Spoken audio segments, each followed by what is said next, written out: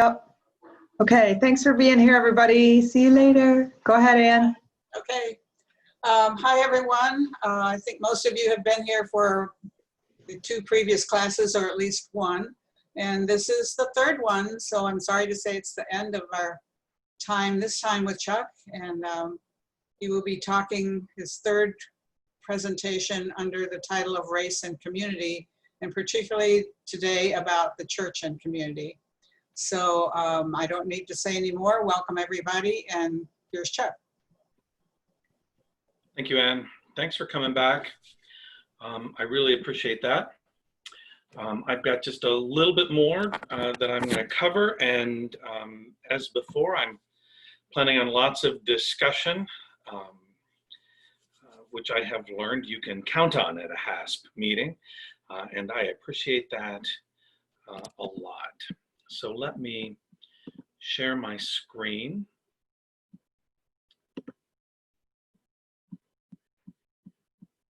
Okay, there we go. I have a quick question. I missed the last 2 meetings because somehow I forgot that I had afternoon classes. Are they recorded anywhere that I might catch up on them later? That's my understanding. I can jump in. I'm currently recording this meeting, so I do believe that they are all recorded, and I will double check with Kim and make sure that they're available. Thank you. I appreciate They should be on the YouTube page. Oh, okay. Suzanne, just go to the HASP YouTube page. They should be there. Thanks so much. There's something about the afternoon classes. I forgot them twice. I said, oh, shoot, I want to see them. Yep. But today, because there was a morning one and an afternoon one on the same, I remembered. Good. Thank you. Uh-huh. Okay, thank you for that question. The last 2 times we have begun with a land acknowledgement, and I'm going to read that again today because I need the reminder, right? I need to remind myself where I am.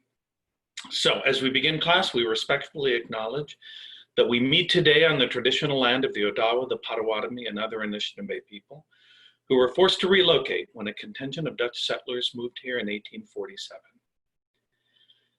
We recognize too the continuing presence of the Anishinaabe on this land and their unique and enduring relationship with their traditional territories. Okay, so in this class on getting race right, the first day we spent the whole time, or the whole lecture time, talking about how did we end up here. Last week we talked about what exactly is going on. Today we're going to ask these 2 questions and offer at least some preliminary answers. Where is the church and what can we do now? As before, I'm going to read my text and then, but if you want to ask a question, feel free. But this won't take that long and we'll have plenty of time to talk afterwards. Okay, I want to address racism in the church. Not because I assume everyone here is a Christian, although I do assume most people here are Christian, but because everyone here does live in a community that has been shaped and continues to be shaped by people who call themselves Christian. If we want to understand racism in the US, and especially if we want to understand racism in our community, we need to understand racism in the church. We looked 2 weeks ago at the role of Christian faith in colonialism. Recall that Willie James Jennings, who teaches at Yale and is a Calvin University grad, he said that race in America has a Christian architecture and Christianity in the West has a racial architecture. So let's unpack that a little bit more today. Author and activist Jonathan Wilson-Hartgrove explores the deep connections between the racialized Christianity of colonialism and the racialized Christianity of today, which he says is still a slaveholder religion, deeply embedded in both racialization and racism. Let me back up here for just a second. Last couple of days, I have defined racialization as the fact that our society is structured by race, and that race is the primary determinant of your access to all kinds of power and resources. And then racism is the ideology that justifies racialization. So that's what I mean by those terms. So Wilson-Hartgrove says that slaveholder religion is a heresy that shapes how we do church and who we do church with. He says it like this. Christianity in America has turned the gospel against itself, tearing in two the people who adopted slaveholder religion. When white Christians refuse to hear cries for justice from Black and brown sisters and brothers, it is one more symptom of the racism that has long divided our souls, our congregations, and our nation. Our hardness of heart betrays a spiritual sickness, catch this analogy, that Jesus detected in the Pharisees of his own day. We, like them, have turned the gift of God's law against itself. We turn God's good news into our bad news. The Reverend Dr. William Barber is a North Carolina pastor and author, and president of Repairers of the Breach, an anti-racist organization. Early in his ministry, he found that white Christians often expressed initial support for his work, but then they almost always disappeared at critical moments. He asked a white colleague about that, who explained it this way. Here's what you've got to understand about white folks, the colleague said. At the end of the day, their choice is not whether your cause is just. What they've got to decide is whether their mama lied to them. That's how deeply embedded slaveholder religion is in white Christian upbringing, relationships, worldview, and identity. To accept slaveholder religion is to reject the gospel of Christ. But to reject slaveholder religion is to decide that everything about your life thus far, even what your mama taught you, is a lie. And that's why most white Christians participate comfortably in the racialization of society and the racism that justifies it and perpetuates it. Jemar Tisby, author of The Color of Compromise, The Truth About the American Church's Complicity in Racism, says this. When it comes to racism, the church does not have a how-to problem, but a want-to problem. Naturally, it's easier to be a white racialized Christian serving a white racialized Jesus if you worship in a white racialized church. Lutheran pastor and author Joseph Barnes writes this about segregated churches in his book, Becoming the Anti-Racist Church. It is tempting for separate and segregated congregations to have the misguided perception that only multiracial congregations need to be concerned about racism.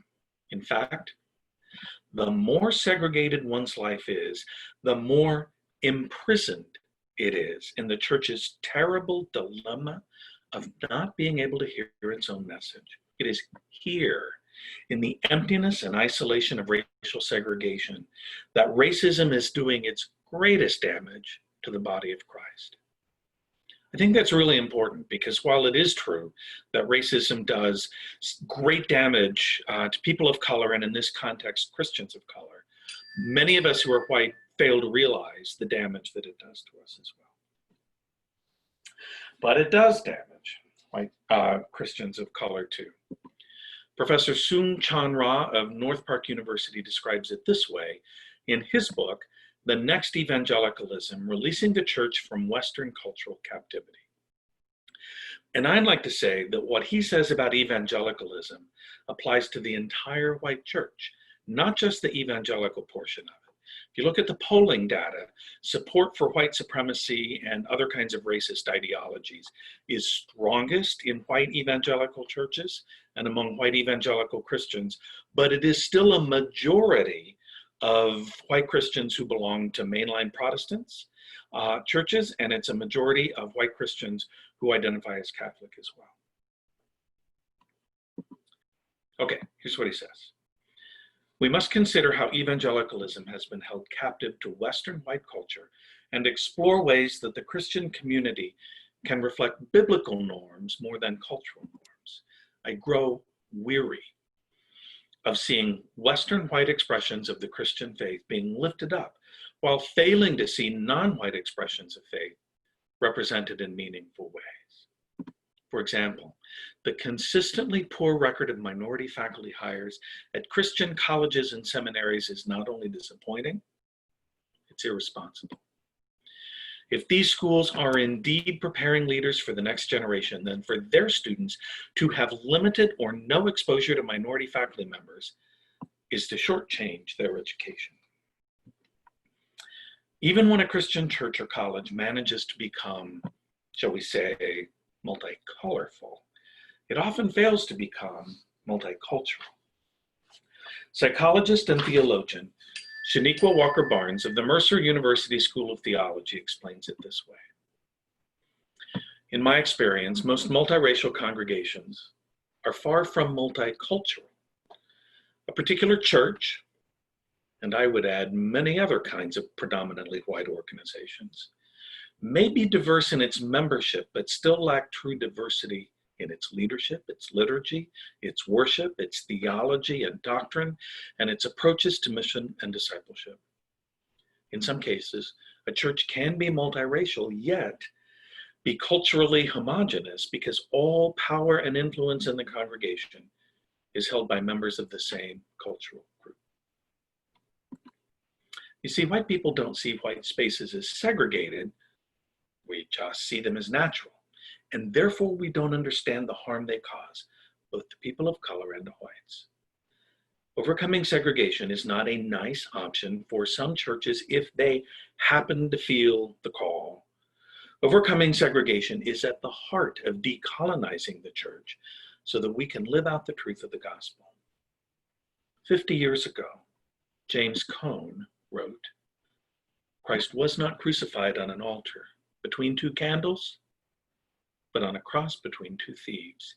He is not in our peaceful, quiet, comfortable, suburban churches, but in the ghetto, fighting the racism of churchly white people." Black Theology and Black Power was written, if I remember correctly, in 1969. But it is still a powerful book. You can see from this picture on the screen, there's now a 50th anniversary edition. The Reverend Dr. Cone died just recently. And so if you're looking for a good book, you know, I thought I muted this phone. Nobody loves me till I don't want this phone to go off. Okay. If you're looking for a good book to read that is a critique of racism in the church, I highly recommend this. But as you can tell, he doesn't mince any words. Okay, the church. Now the question, what can we do now? And I'm going to give an overview of that, and we can talk more specifically about maybe how to identify some specific steps within these principles. So what can we do now? The answer is remarkably simple and excruciatingly difficult. Because racism just arises from racialization, right? So we've developed a society where power and resources are disproportionately shared only among white people. And then racism is the justification for that. Because racism arises from racialization, the only way to eliminate racism is to eliminate racialization. It's not about being nice while maintaining white supremacy. It's not about reconciliation while maintaining white supremacy. It's not about adding a few more people of color to your organization while maintaining white supremacy. It is about naming and eliminating white supremacy. And when the exploitation of racialization is gone, there will be no need for the racism that justifies Any other approach is delusion. Opposing racism without dismantling racialization is like trying to lose weight by taking diet pills. Many of us would like to shed a few pounds, but not if it means eating less and exercising more. And many of us would like for our nation, our school, our church to make racial progress, but not if it means eliminating white supremacy. If you want to lose weight, eat less and exercise more. If you want to eliminate racism, eliminate racialization. It's the only way. Many people, most recently Ibram Kendi, in his book, How to Be an Anti-Racist, have explained that while most white people hope to be non-racist, that isn't actually possible. We inherited racism. We inhabit racism. We have inhaled racism. If we don't want to be racist, then we have to be anti-racist. I have allergies, which is truly annoying. My immune system releases histamines when it shouldn't. I take meds for that. But they're not non-histamines, they're antihistamines. You don't fight histamines with non-histamines. You don't fight racism with non-racism. You fight histamines with antihistamines. And you fight racism with anti-racism. We have to recognize the racism around us and in us and be very intentional about fighting back. Beverly Daniel Tatum, former president of Spelman College and author of Why Are All the Black Kids Sitting Together in the Cafeteria, says that the whole society is structured to move us toward racism, much like the moving sidewalk in an airport. Some people walk ahead on that sidewalk, actively pursuing racism. But even those who simply stand still are moving in that direction. You will not begin to address the racism in and around you until you turn around on the sidewalk and walk vigorously in the other direction. Ibram Kendi goes further to say, and I think this is so important and so helpful. It gives us permission not to be perfect, right? He goes further to say that racist and anti-racist describe our behaviors more than they describe something intrinsic about us as people. Sometimes we all collaborate willingly with racist systems. And when we do, we're behaving in a racist manner. And sometimes some of us fight the racist systems, and when we do, we're behaving in an anti-racist manner. Ijeoma Oluo, author of So You Want to Talk About Race, said this in a tweet.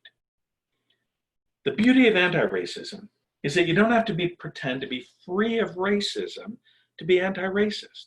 Anti-racism is the commitment to fight racism wherever you find it, including in yourself. And it's the only way forward. So many people of faith, including Christians, including young, brilliant Christians of color today, are offering guidance on practical ways we can love God and neighbor in a racist society.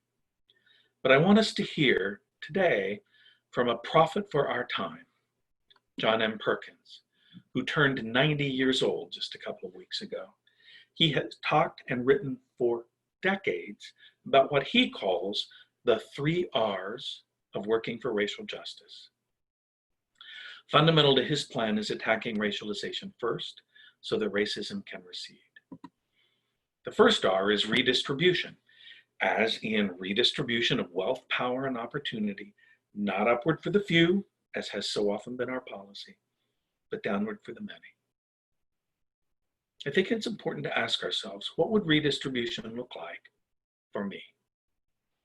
Living more simply, so I can spend less of my disposable income on myself? Advocating for marginalized people in the organizations of which I am a part? Advocating for marginalized people in my neighborhood or my community? Changing the focus of my charitable giving, voting for candidates who support downward redistribution, thinking more intentionally about how and where I volunteer. Maybe asking my church to read a John Perkins book about the 3 R's. The second R is relocation.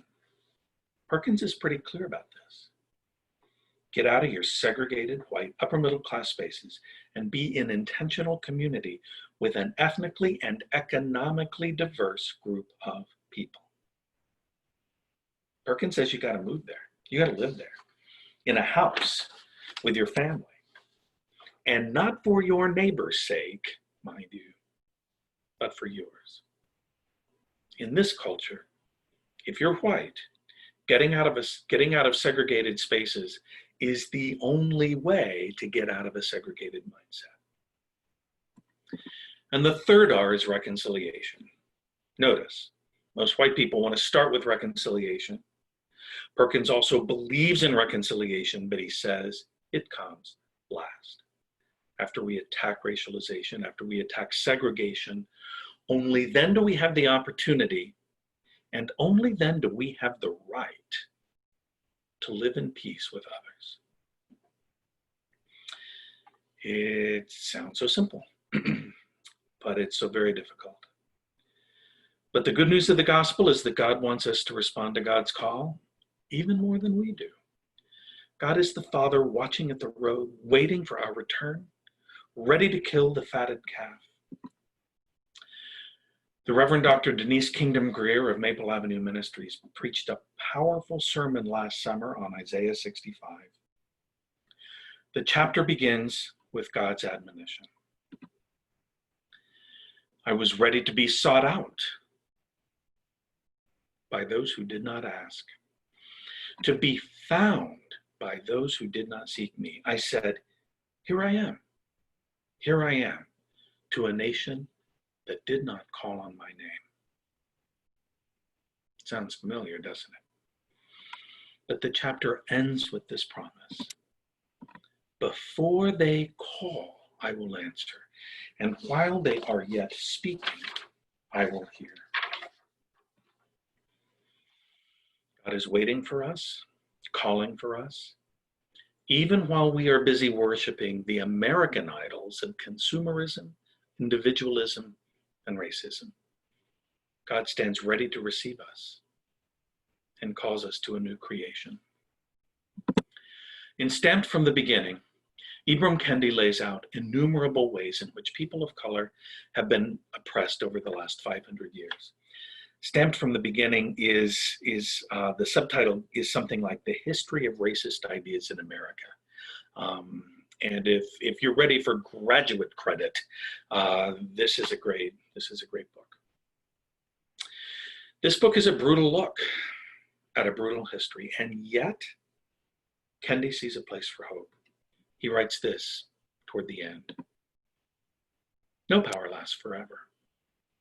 There will come a time when Americans realize that the only thing wrong with Black people is that they think something is wrong with Black people.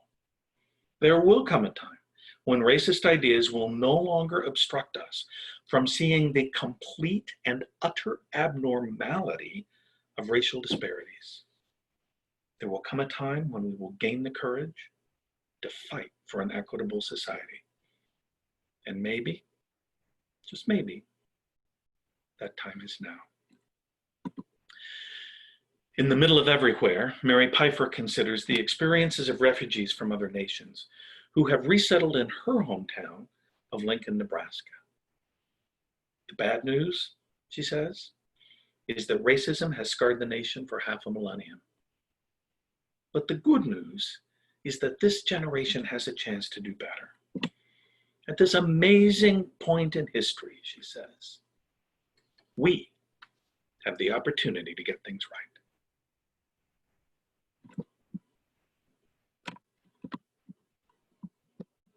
Okay, that's what I brought to inflict on you today. And so I trust that there will be questions, right, about the church, about ways of attacking racialization so that we can more effectively attack racism. What are your thoughts?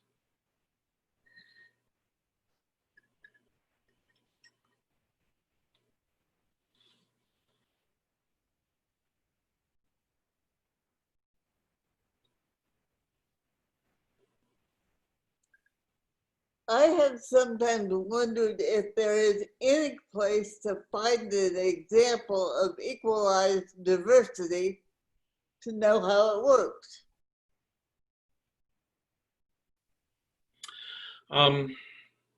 Yeah, there are probably no pure types, right? But the first thing that comes to mind are the Black Lives Matter protests and demonstrations and the work that's being done there. Particularly the fact that in 2014, when that phrase was first popularized in response to the murders of Trayvon Martin and Michael Brown, that it was a largely African-American movement, but that they have really opened that up to people who want to be supportive. And the more recent Black Lives Matter demonstrations, right, that I read, boy, this is close to the number. I read recently there's something like 450 communities in this country where Black Lives Matter protests have taken place in the last few months. And as we know, they've taken place all over the world as well. There are several civil rights organizations for Asian Americans who have been very involved with Black Lives Matter, Latino organizations that have been involved with Black Lives Matter, predominantly white organizations, and of course, just whoever wants to show up to the rally and help do the work. I think that's a great example of what that looks like. Now, this is not a hierarchical organization. There's no board of trustees. There's no executive council. There's no Senate. There are no gatekeepers there. But it's an organization that is fighting discrimination specifically against African Americans. It's not an organization, more a movement maybe, that has fighting discrimination against African Americans as its purpose. It takes its lead and its instructions, and it offers some deference to the perspectives and experiences of African Americans, but includes, welcomes, and affirms lots of other people. So, but my question really was, oh, I'm sorry. Is there any place in the world where does that exist? Are you talking about an entire society where that exists? Yeah. I see.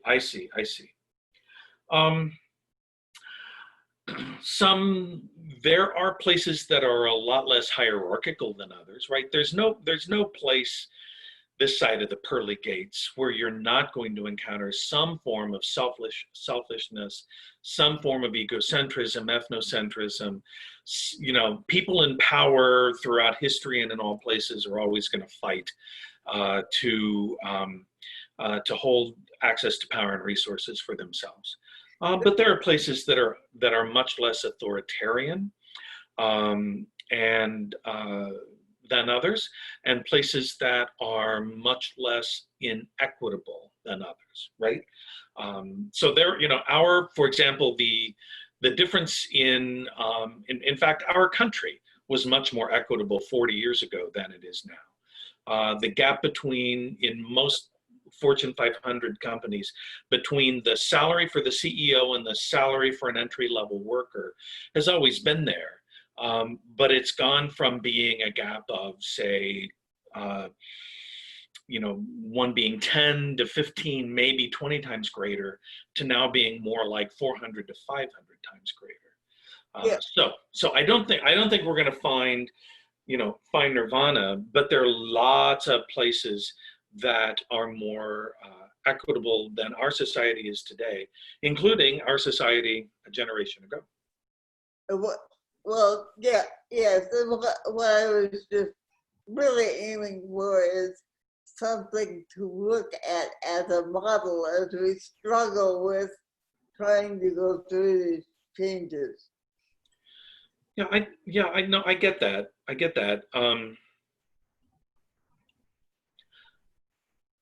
But in practice, I don't think that model exists. I think you've got to look. I think therefore you have to ask yourself, what are the best practices currently? What are the best things we can find someplace? and how can we get closer to that? And Best I got for you. I guess I'm saying, are we inventing something totally new that we have to jump off the cliff without a model? We do not have a perfect model. We have models that are better than what we've got now. I don't think we have to jump off the cliff. I think we can take it one step at a time and head in that direction. Now, maybe there's a cliff at the end we can't see, but I don't think we're flying blind here, to shift the metaphor a little. Addressing her question, I think if hypothetically you could put a bunch of babies together of different races and without the influence of adults, watch them interact. I want to thank Hess for introducing me to Ibram's book in the last sessions when they had classes for novels. It was very good. Yeah. Thank you. Yeah. No, I get that. You know, it's interesting what you said about babies. That it's absolutely true. The thing that's worrisome about that is that there's a study done 12 years ago now, on 6-month-old babies in Ethiopia and in Israel. Those two places were selected because they were studying Ethiopian babies in both places. At the time, at least, there were a number of Ethiopian Jews who were immigrating to Israel, and they were in relocation type centers that included people of a variety of races and ethnicities, and they compared the Ethiopian babies in that circumstance with Ethiopian babies back in Ethiopia, which is a much more homogenous society in terms of the way people look, skin tones and that kind of stuff. By 6 months, the Ethiopian babies in Ethiopia showed a distinct preference for looking at faces of dark-skinned people.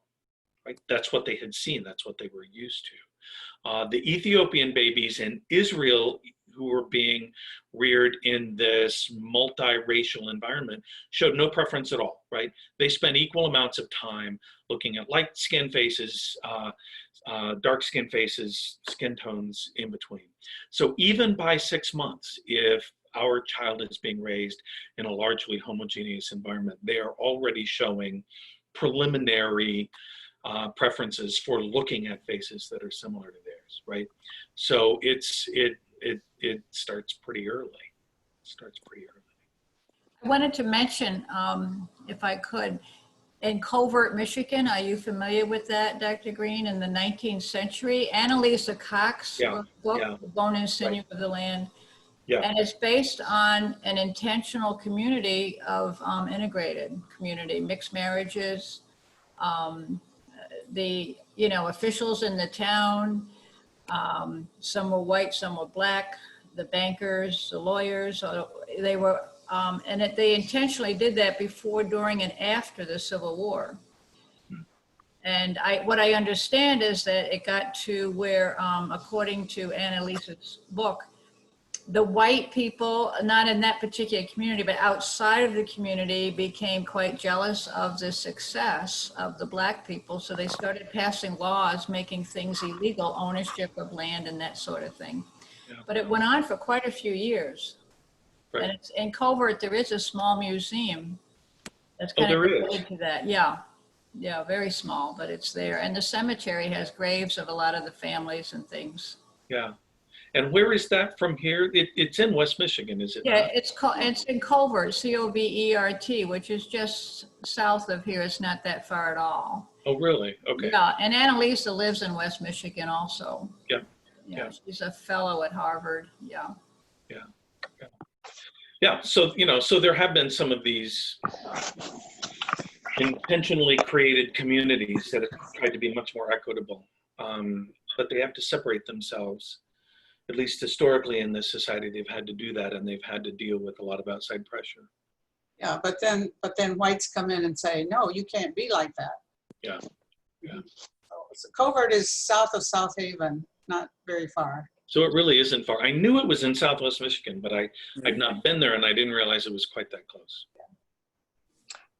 If I just speak, does that help me get on? I raised my hand, I think, but. You did, and I wasn't paying attention. Yes, Oh, okay. I've been waiting for people to speak. So just plow in there. Thank you. Okay, I don't know what the research is. I can only give some anecdotal information that has impacted my life, and that was the American military. Mhm. And I feel as if, having spent most of my life, I was raised in a military family, then we taught in military schools, my husband and I, for over 30 years. And there was never in our adult life any animosity. Of course, in our young life, the world was segregated within the United States, probably in the military too. But as we became adults, it seemed the military was equitable. There were as many people being promoted of color. There was integrated housing. We didn't live in it because we were civilians. Our daughter was raised multicultural because her high school and younger, all of her life schooling was in Europe in a military school. Mm-hmm. I think for Nadine to say, is there any success anywhere, she could possibly do some looking at our American military. Now, don't mean that I think our American military is perfect. It certainly isn't, and it is extremely well-funded, more well-funded than most people realize from our own tax money. But I think that might be one place where Nadine could find where things work. Churches were integrated because there's only one chapel. And often when you're overseas, there's only one place you can speak English, and that's going to be where you live and where you go to school and where you go to church. And if you are not going to be there more than 2 years, which most military people are assigned only 2 years to a foreign post, it becomes integrated without any issues. Faculties in the high school were integrated. We had people in charge in the regional offices of people of color, many of them. Now, because I'm saying that and nobody else has that experience in the same way I experienced it, I do have another anecdotal thing to share. And I wanted to last week, but I didn't find my hand to go up. We've had a friend in our married life, 54 years, who is a well-educated Black man who has lived in the white world and split his personality between his Black community and the white community. And he is our age. When the deaths became very evident, he was very offended that we didn't reach out to him in California on day one. And he let us know in no uncertain terms that as good friends we should have. And we have since then. And we thought if Terry was offended this way because we didn't say, are you okay? What's going on with you? What should we be doing to help you through this? We reached out to all the other people that we ever worked with, the parents that we've kept in touch with, children of color that we taught, and 100% of them were grateful to have that contact. Just something. Thank you. Yeah, I think the military is a very good example of a variety of things, right? They're much more integrated than most organizations, right? Yeah. So as you talk about, if the kids are in school and going to church and that kind of stuff, it's going to be a more naturally integrated kind of a setting. Of course, that didn't just happen. No, it started probably in the 70s. Well, it was Harry Truman who issued the first order that the U.S. military was going to be integrated. This was just a few years after the war. Yes, but the Perhaps- GI Bill was written so that, pardon me, that the GI Bill was not available to people of color to buy property, to get a housing loan, Yep. that sort of thing. Absolutely. That was long Absolutely. after Harry Truman put that in there that we finally realized that was something that people were doing. Yeah. To No, I agree. separate. I agree. So it had to be worked on. The other thing I would say is that the military has been very intentional all the way along to do things that fall under the broad umbrella of affirmative action, right? They've been very intentional that not to have an all-white officer corps with a very integrated set of privates and corporals. They've been very intentional about making sure that in some of the more prestigious kinds of pathways, that there were people from a wide variety of backgrounds moving through those, that they had those sorts of opportunities. So it wasn't just let people of color in and stir. It was let people of color in and then be very intentional. And they made some mistakes along the way, and like any organization would. But they have been successful, and they are a model because they were committed early on to the sorts of things that, as I said, fall under this umbrella of affirmative action. There are still some barriers. Some people would say there's evidence that if you look at the data, if you look at the highest officer levels in some of the military branches, they're still pretty white and pretty male. So I think there's still some work to do. I can't remember if it's all branches of the military or just some, but just recently they have said they're going to stop using pictures of people when they're considering them for promotion. Okay. Because unconsciously or consciously, that may have affected who rises up in the ranks. Yeah. And the fact that they've had to say no more Confederate flags says something about a particular mindset among some people in the military. Our granddaughter's in the military.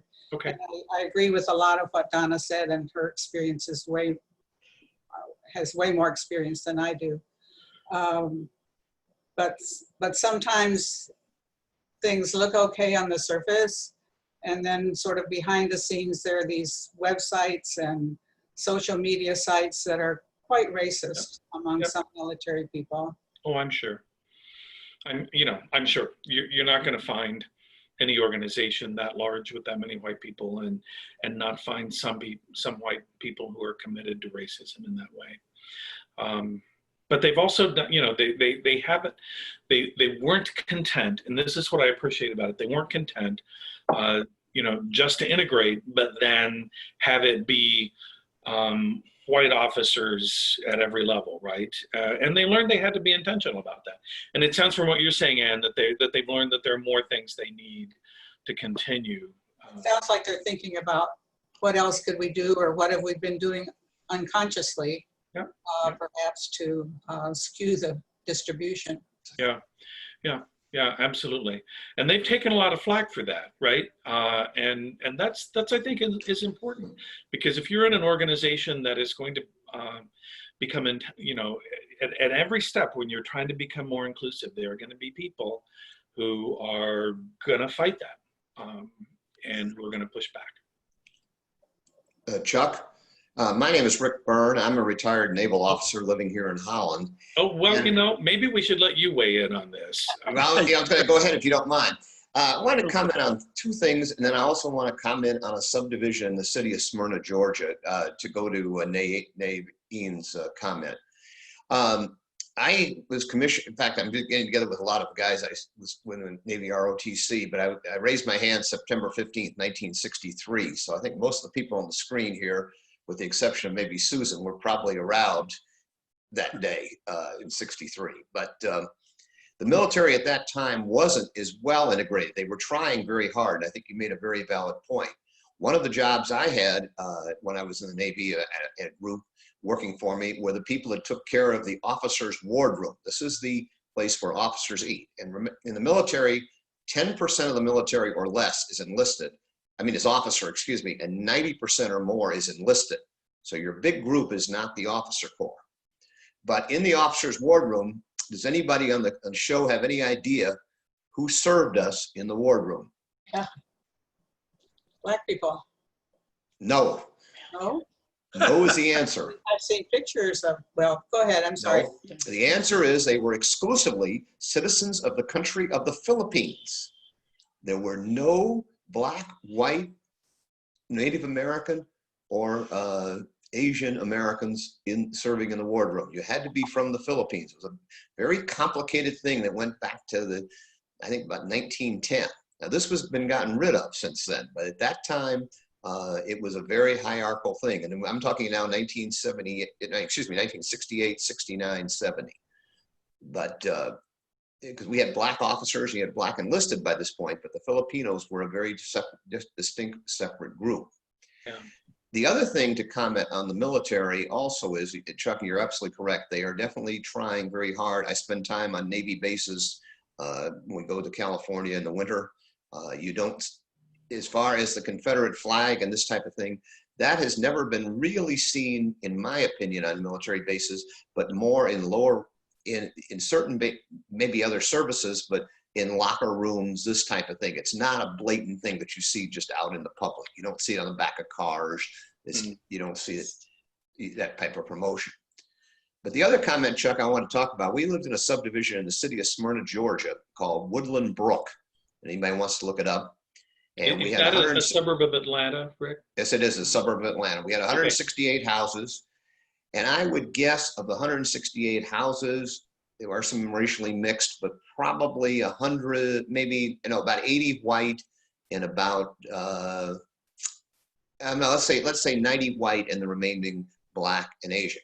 We had the couple behind us who happened to be white. She had her dad living with him. People stayed away from him because he was a retired KGB officer from Moscow that got, this is 2000 to 2006. So we're talking about right after the fall of the Soviet Union. Yeah. We always made one joking comment was, our street, by the way, was 50-50 Black and, no, it was 50-50 Black and white and one family from India. So it was but we did make a comment. We did have one minority, which was sort of a problem in the neighborhood. Out of the 168 or 69 houses, we had 44 attorneys. And that, so if you had legal problems, we had attorneys on attorneys. So, and so it was, I was like on the pool committee and they would say, well, this and that. We had a little too much legalese sometimes. But I think the key problem was the guy across the street from us was a well-known engineer, graduate of Howard University. Guy next door to me was a public store manager, and Publix being a chain in the South, I mean, he wasn't making minimum wage as a store manager. So they were all economically probably at the same level. Yeah. We thought we were a lot older than the people were, but most of the people in the neighborhood had one interesting thing. They didn't get around this idea of let's have kids until they were 30, 35. The engineer across the street from it, he and his wife were 40 before they got around the idea. So they seemed years younger. They really weren't. They were more like 10, 12 years. Now, let's see, we moved there when I was 55. So they were about 10, 12 years younger. But we had the homogeneity name, except for the economic level.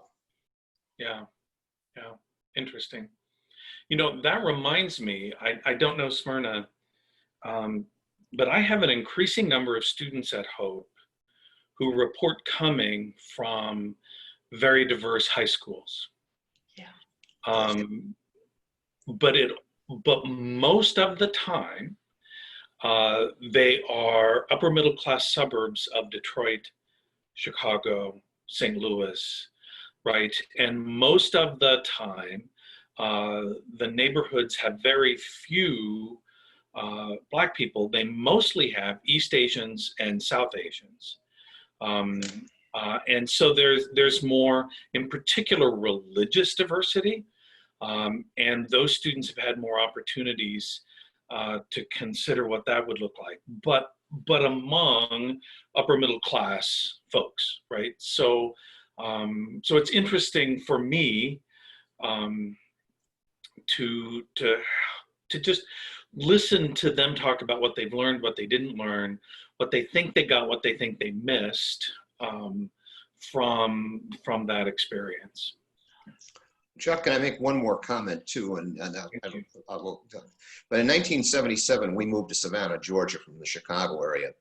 And we made a decision to put our kids in public schools. Yep. Now, when I was trying to find a realtor, one realtor even told me that if you put your kids in public schools, your daughter was guaranteed to be attacked. And I chided her and said, is that a warranty on that?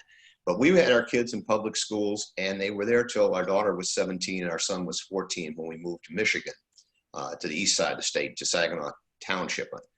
But at the time, our kids were experiencing all kinds of various people. I never discussed at the office of the company I worked for where my kids went to school. That was very private. So I did not, but not to go into details, but my daughter is a successful music teacher here in Michigan, and my son is a vice president of a major company. So they got an education out of this, but they were well diversified in being with people. Yeah. Yeah. Yeah, that's, yeah, they got an education in a variety of ways. You know, the state of Michigan used to publish, back then they were MEP scores. They still publish MEP scores for all the schools, but they used to publish them by race within a school, and they stopped doing that.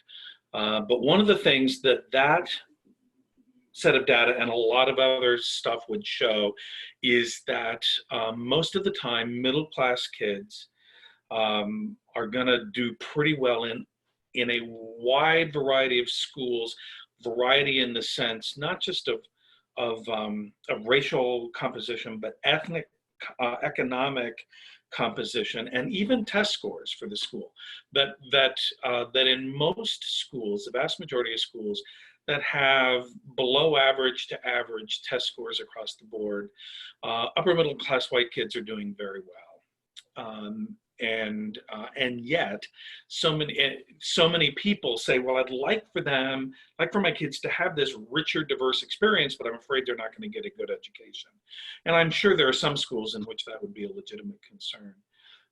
But our kids, who now are in their early 30s, so you know, it's been a while since they were in Holland Public Schools. But you know, even then, there were people telling us that we were doing our children a disservice by sending them to Holland Public Schools, and our experience with the teachers and the kids was exactly the opposite of that. But they just couldn't get past the percentage of minority kids in the school and the school average test scores, right? And couldn't see that rich learning experience in so many ways that the kids would have. Some people are just operating out of fear, and some people are just looking for excuses. I've got an example of a very diverse church in Minneapolis, and I don't know if it still is, but about 20 years ago, daughter and son-in-law went there, and it was a Methodist church, and it became a changing neighborhood with more African Americans moving in the territory.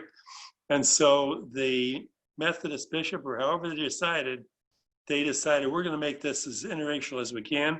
So the appointed a black and a white clergy person. The music leadership was very diverse. It was a very welcoming place for interracial couples. We went to a concert there one time, and there were maybe 20 teenagers singing, and it was about mixed, even black and white. Started singing "Joyful, Joyful, We Adore Thee," like that, and then with the same words, they started swinging. Yeah. In a different style. And yeah. I thought that was I don't know if it's still going on, but it was a great example of a very highly integrated congregation. Yeah. Yeah, I hope it's still there. I do too. People who have studied multiracial churches say that the most common type of a multiracial church is one that is in transition from being all white to being all something else.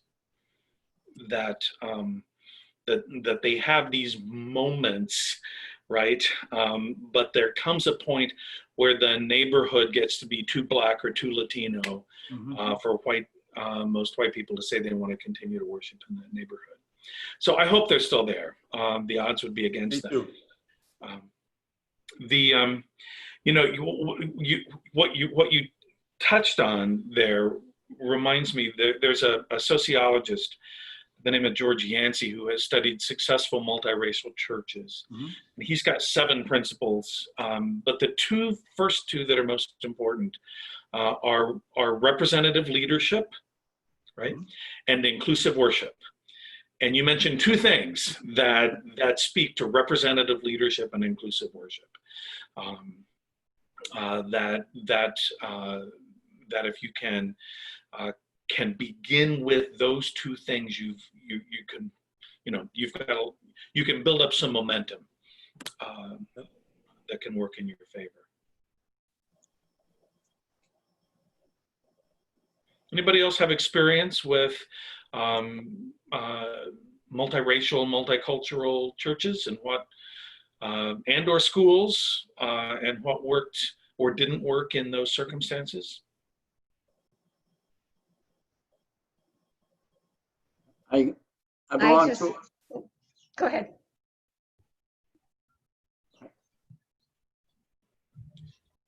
Suzanne, I think Mike. he's asking you to go. I was just going to comment that my kids went to a rural K through 12 high school in Northwest Indiana. Both graduated from Purdue University and went on to grad school, but they just were at a common grade school with farmers. And so it doesn't always make a difference what kind of school you go to. It's what you put in them that means a lot, I think. And nobody's answered my question I put on chat. Oh, I didn't see it.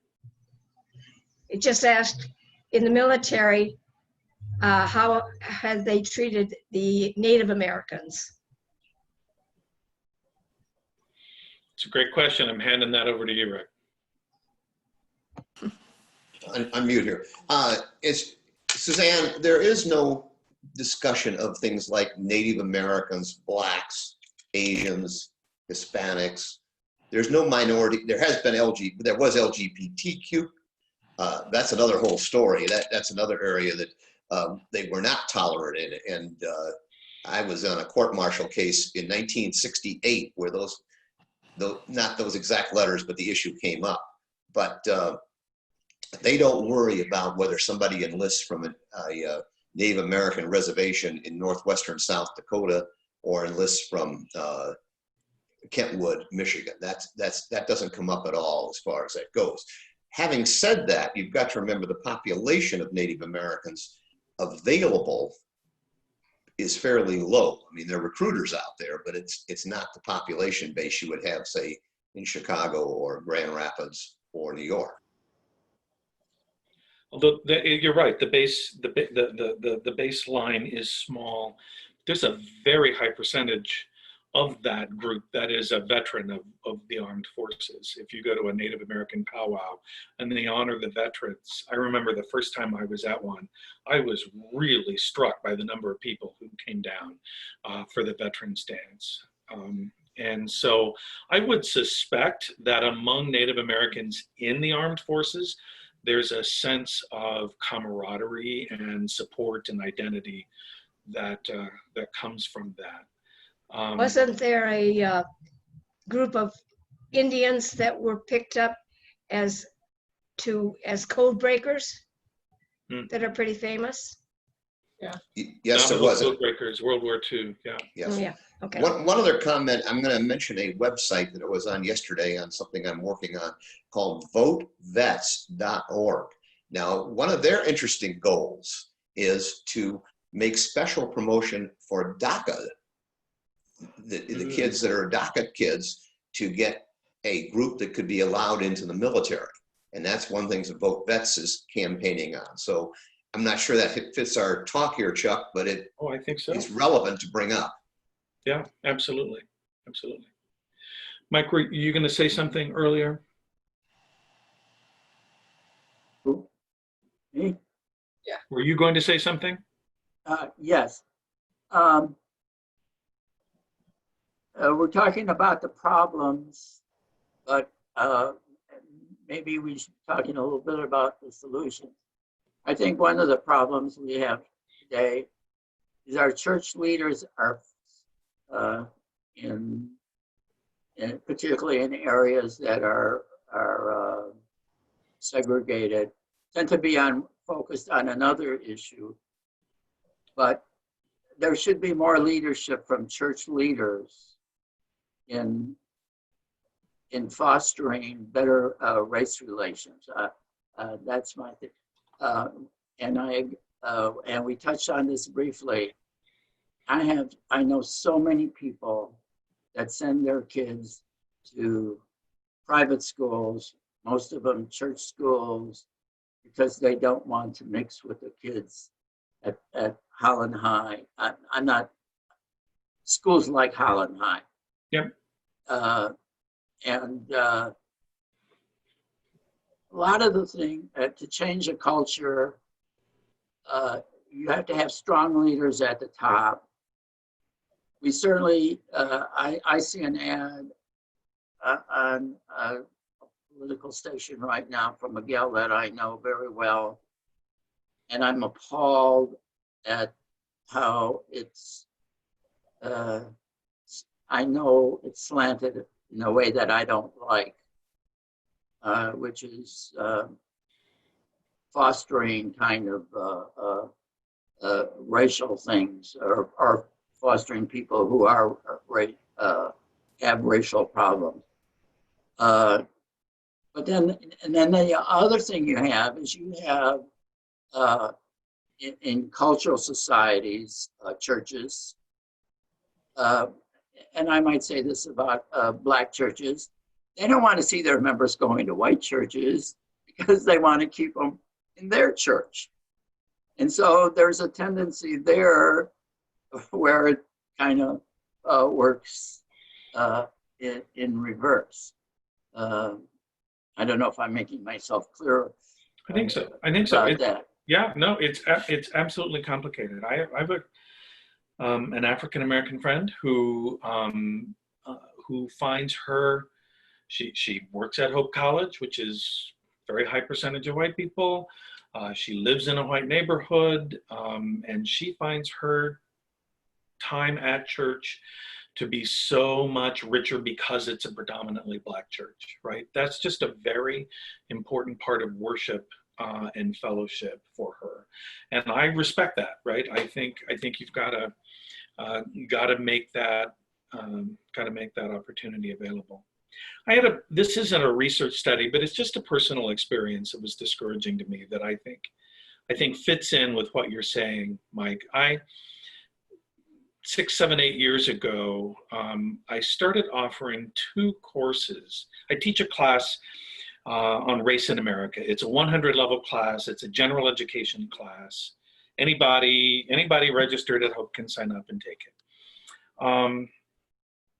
And I started offering 2 classes that could build on race in America because I thought there were 2 large and important groups of students at Hope who were underrepresented in our conversations about diversity, equity, and inclusion. And so I started offering a course called Race in Health and Healthcare, because there's so many people at Hope who are going to go into to healthcare, who do go on into healthcare. And that's just huge, right? I mean, health equities, if you didn't know about health equities before COVID-19, you are aware of them now, right? But 6, 7 years ago, most people didn't know about that. And so I started offering that. I variety of things. I capped it at 18 to try to keep it, small enough for a seminar. And that was one class. The other class I offered was one called Race in Christian Faith and Ministry. And they were both parallel courses. They both were going to have community placements as a part of that and some research that they do. And from the first time I offered race in health and healthcare, it filled up. And the first time I offered race in Christian faith and ministry, I got 4 people. And the second time I offered them, I did even more promotion with everybody, everybody who I thought would be influencers of students, and I contacted students. Race in health and healthcare filled up. I had 3 people in race in Christian faith and ministry. In fact, the dean had to give me special permission to offer such a small class. And the third time, but he said, I give you one more chance to get at least 8 people in this class, or you are not going to offer it again. We can't afford to do that. And I understand. Third time, I had 4 people sign up for the Christian race in Christian faith and ministry. And again, so I have been offering race in health and healthcare for 6, 7, 8 years now. It's oversubscribed for the fall, but as I was talking to people about why they were or were not in the class, it was very clear to me that people going into healthcare were getting all kinds of messages from all kinds of people that they needed to be savvy for their own good, right? If you want to get into med school, if you want to succeed as a nurse, you've got to write essays, you've got to demonstrate some experience and some knowledge, you have to have a certain number of hours in economically and ethnically diverse healthcare settings. You're going to have to ask questions about implicit bias and healthcare disparities. I mean, they were getting this from the health professionals they were volunteering with. They were getting it from the AMA and other professional organizations. They were getting it from the health professions advisor in the advising office at Hope. Everybody was telling them, you got to know this stuff. And yet I talked with the people who were going to go on either to be ordained or to be lay leaders. And, if they saw that was important or had an experience at school or church or something like that, they would sign up. But there was nobody who was nurturing them or mentoring them in the church who was saying, this is important stuff and you need to know it. It was like, well, yeah, if you feel called to that, then maybe you want to take that class as an elective. But on campus or off in their home churches, our white students just weren't hearing anybody tell them, this is going to be an issue for the church in your lifetime. And what do they do at Western Sem? Do they teach any classes like that? Somebody here knows more about Western Sem than I do, I'm sure.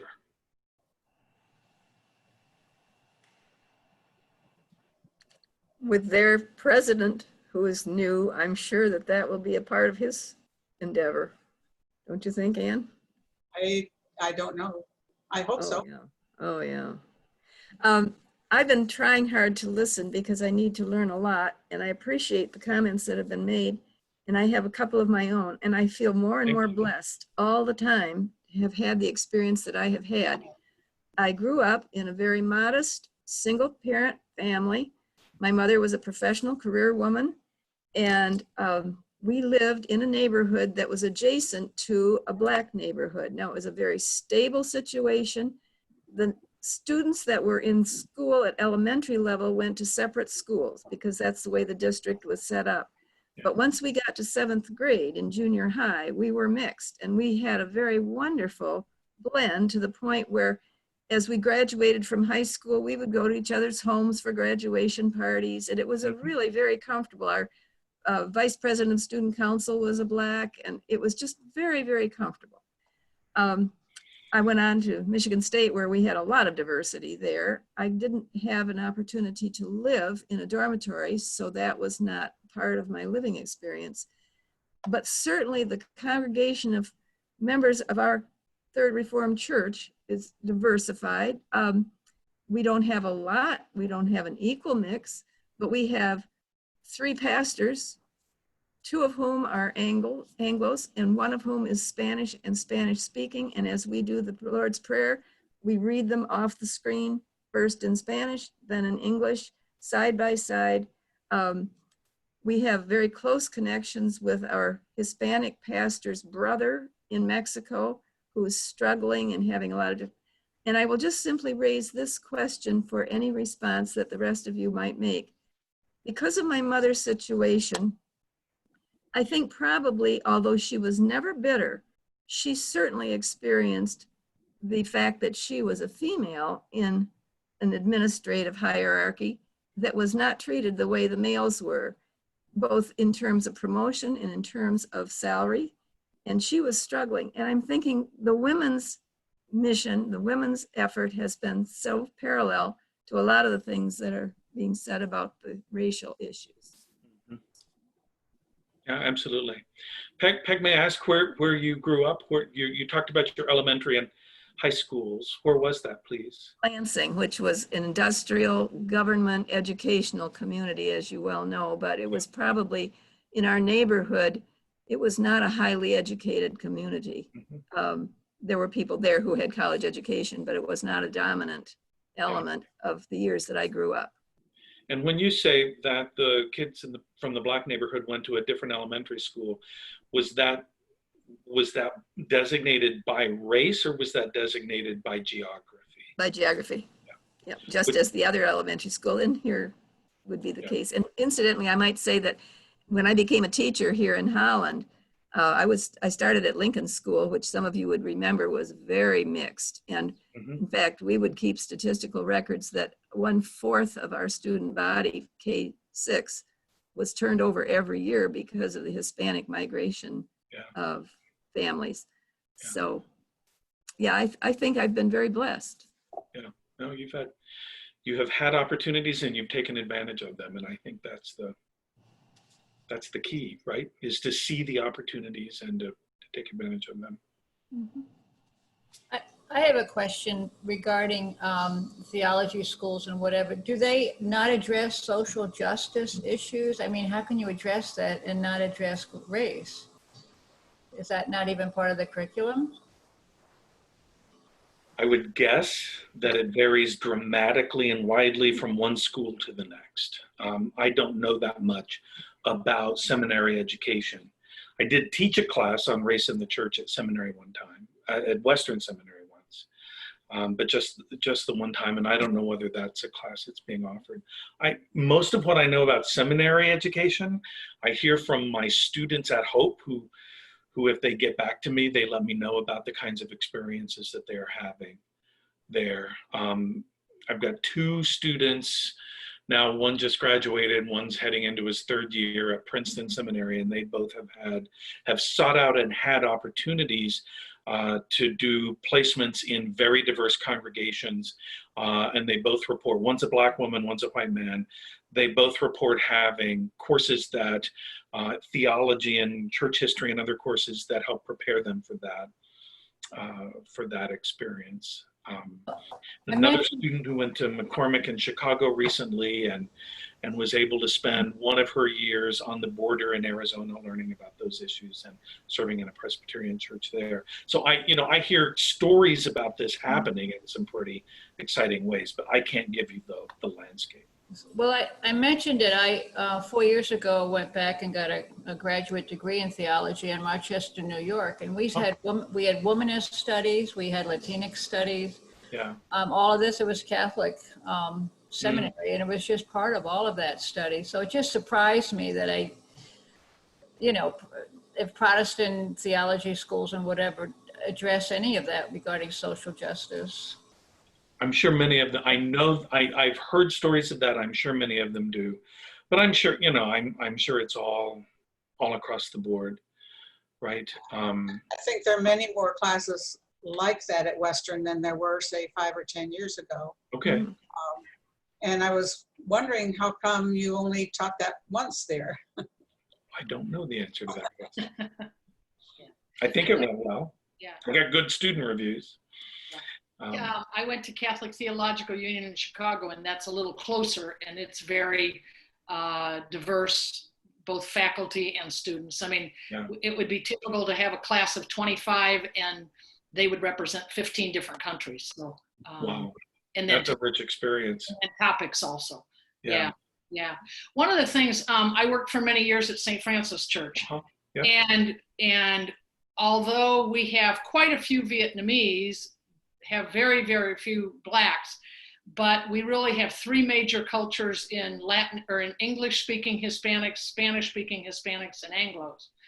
And one of the things that we've always found is kind of going back to your friend who finds great richness in worshiping in her black church. It's very important to have sometimes separate and sometimes together. And because, I mean, whereas black and white, you don't always have the language issue, but in Spanish and English you do. Yep. And that's always an issue because you have the kids of Spanish speaking parents who don't speak Spanish comfortably. So they want to go to the English mass and their parents want to go to the Spanish. And so it just becomes complex there. Sure. Sure.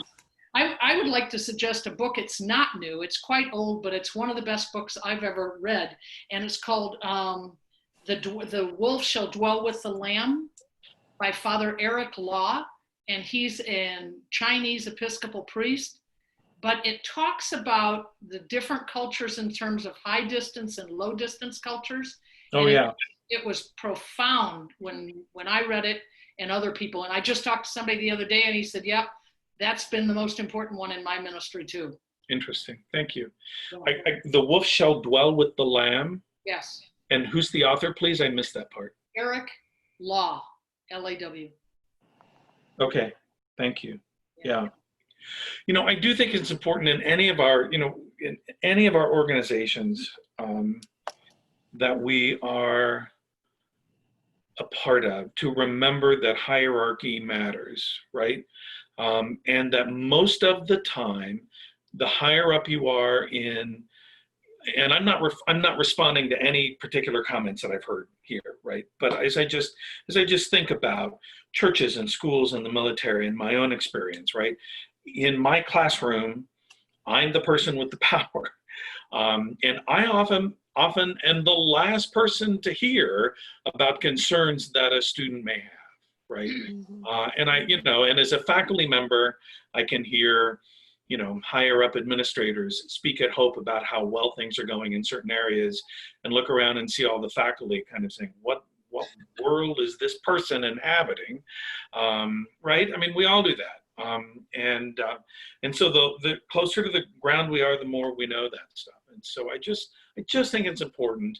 And I guess, Marilyn, it was your comment about, sometimes separate, sometimes together, right? It's just important to not assume that if you're not hearing about problems that they're not occurring, right?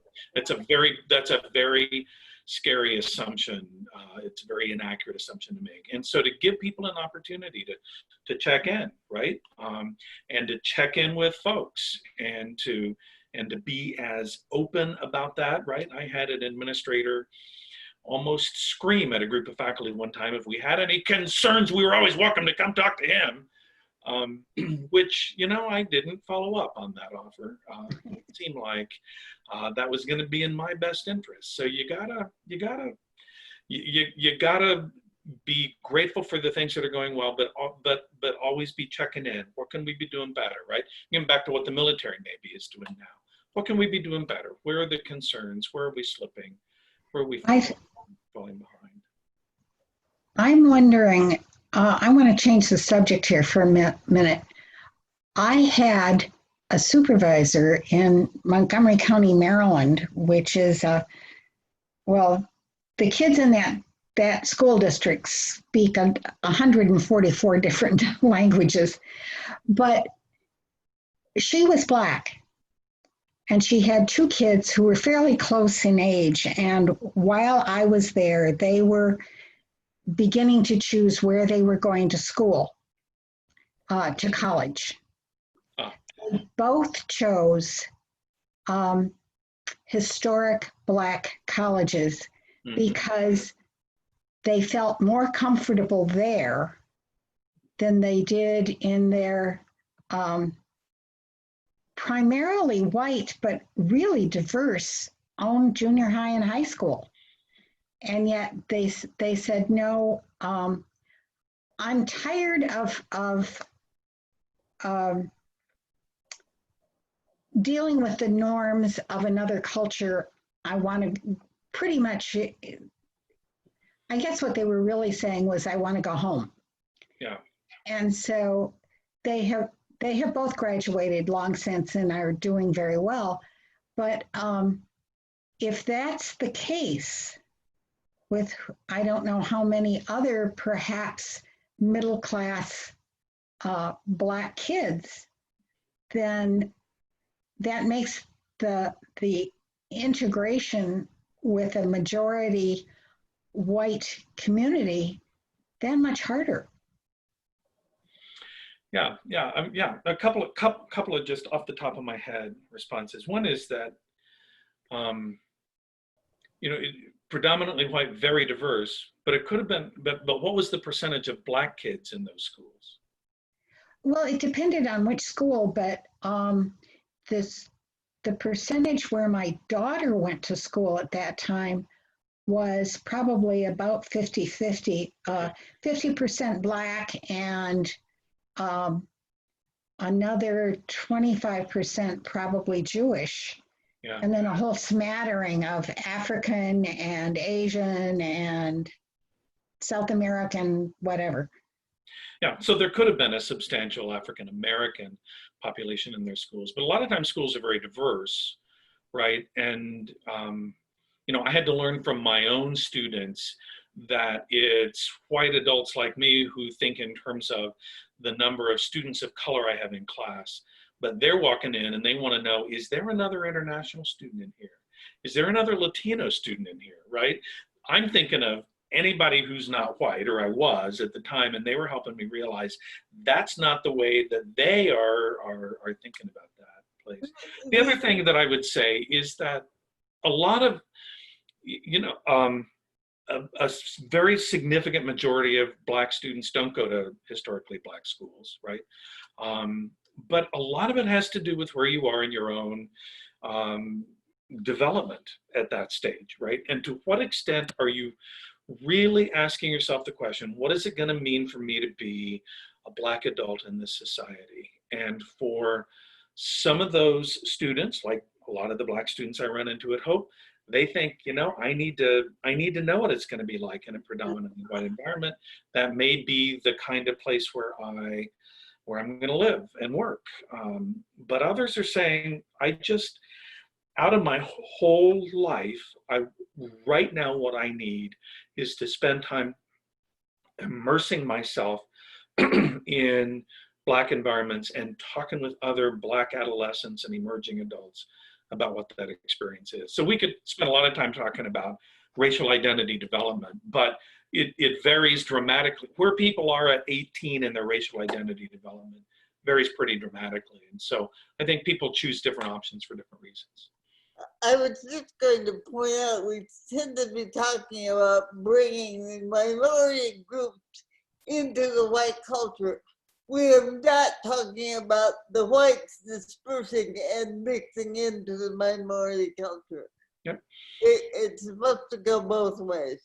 Yep, absolutely. If you ask most white Americans to talk about what integration would look like, they immediately go to the default that our white neighborhood, our white school, our white church would be willing to invite a few non-white people in.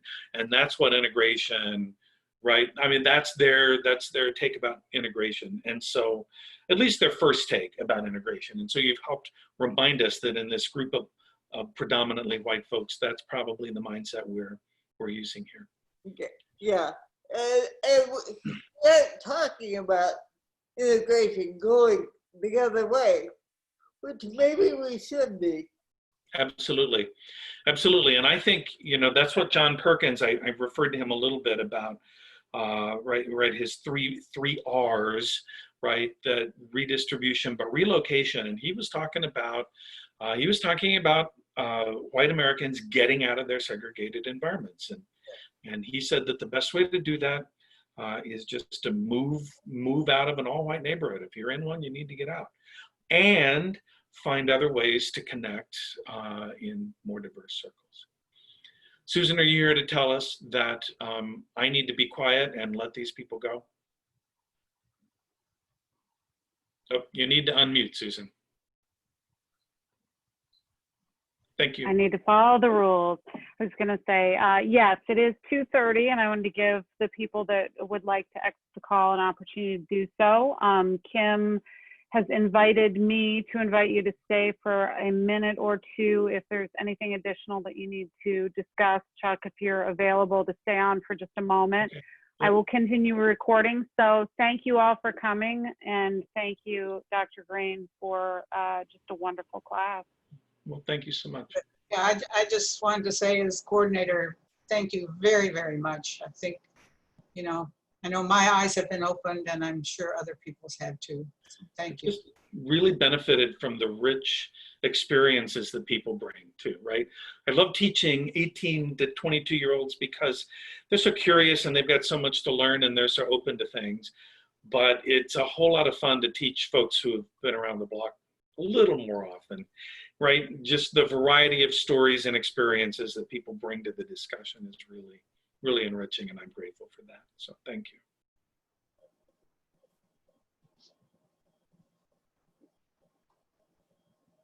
Thanks for coming.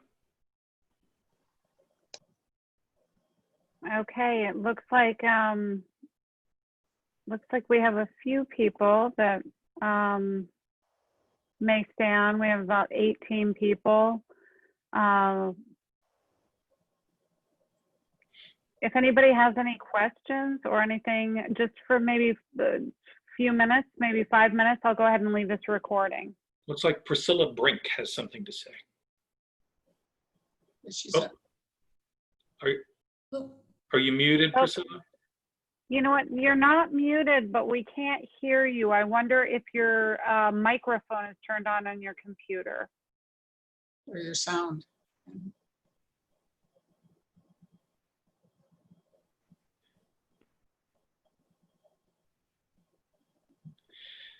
What do I do next?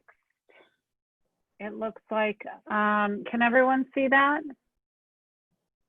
I can see those words, but I can't read anything else.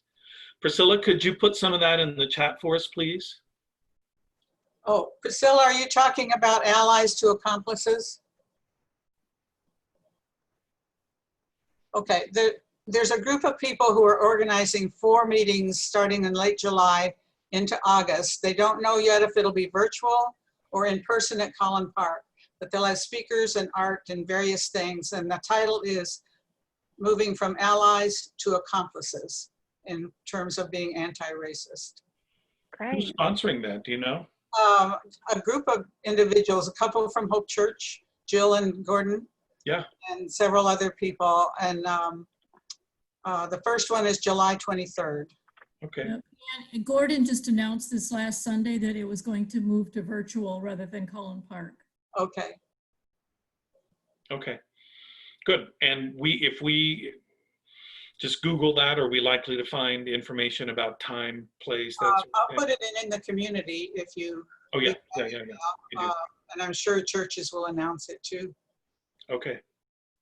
Thank you for sharing, Priscilla. Yeah, way to be persistent. Okay, unless anyone has something else to say, I did see Jane's hand up earlier. If you have something quickly, and then we'll wrap, let everybody get on with their day. Jane, did you have something? Yeah, I've been trying to just quickly ask Chuck. I don't know if you remember when you last in February were presenting at Hope Church. Sure. I said that I wouldn't be at the final sessions because I was on my way to Arkansas and Alabama, et cetera, where I was going to listen to Elizabeth Eckford speak, one of the Little Rock Nine. But then I also had the joy of, in addition to that, of hearing Bernard Lafayette, who is one of the Freedom Riders, speak as well. And I've been reading his book lately, In Peace and Freedom, where he talks about my journey in Selma. And he really gives a fabulous history in this book with his experience learning nonviolence from James Lawson and all the strategies, the strategy that went into everything they did with Martin Luther King, etc. But he talks about all the organizations, CORE, the Congress of Racial Equality, the NAACP, of course, and the Southern Christian Leadership Conference, the student, of course, he was part of SNCC, the Student Nonviolent Coordinating Committee, and the Southern Regional Council, etc. Do you know how many of these are still in existence? Or are there comparable organizations? And who do you think, we have Ralph Abernathy, et cetera. Who are the leaders today? Who do you think?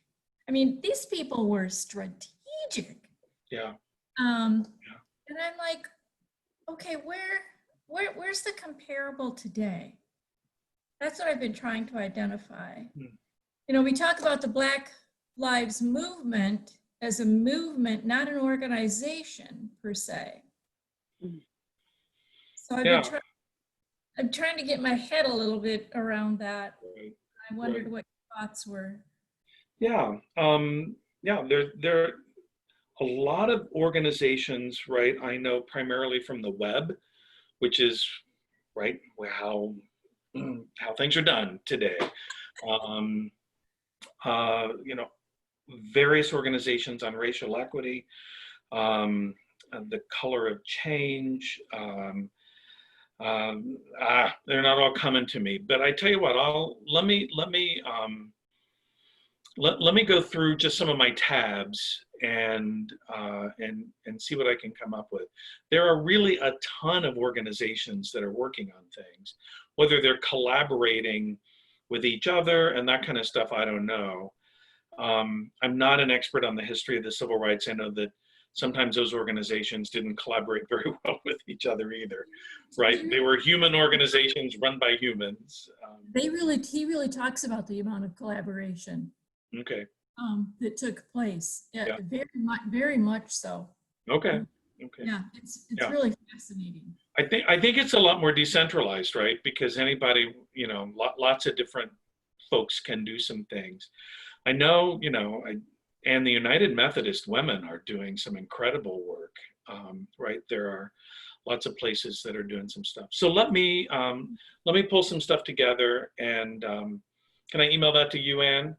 And Sure. maybe share that with whoever is interested. Jane, can you remind me of the title of that book? Oh, it's In Peace and Freedom. It's a little pricey because it's a University Press of Kentucky. Okay. So because it's a university press, it's a little bit pricey, but I think it's well worth it. Okay, thank you. Yeah, he was wonderful in person, just wonderful. I became a Yeah, and I tell my students, that their kids are not going to have a chance to hear somebody who was part of the movement, right? Exactly, yeah. This was, when we heard Elizabeth Eckford, we were told that it was her last public speaking. Wow. She wasn't going to speak again. So they opened it up to the entire community in Little Rock to come, because it would be her last time. Yeah. And we didn't know that Bernard was speaking. We just happened to walk into this museum at the bus. It's at the bus station in Montgomery, and we just happened to walk in when a group of Rhodes Scholars were coming. And so he was speaking for them, and we were invited serendipitously to join them. So it was a marvelous experience. Very cool. Yeah. Thank you, Jane. I just finished rereading Black Like Me. I don't know if any of you have read it. It's from the 50s. But if you want a picture of racialization of everything, it was before public accommodations, which made it even worse. But the experiences, this was a white journalist who darkened his skin and traveled the South with the same name, the same background, the same everything, and how he was treated like night and day. Yeah. Okay. Well, thanks to all. Thank you. Susan. Thank you. I'm going to go ahead and stop recording and then I will end the meeting. Thank you all. Have a wonderful day. We'll see you soon. Thanks again. Bye-bye. Bye.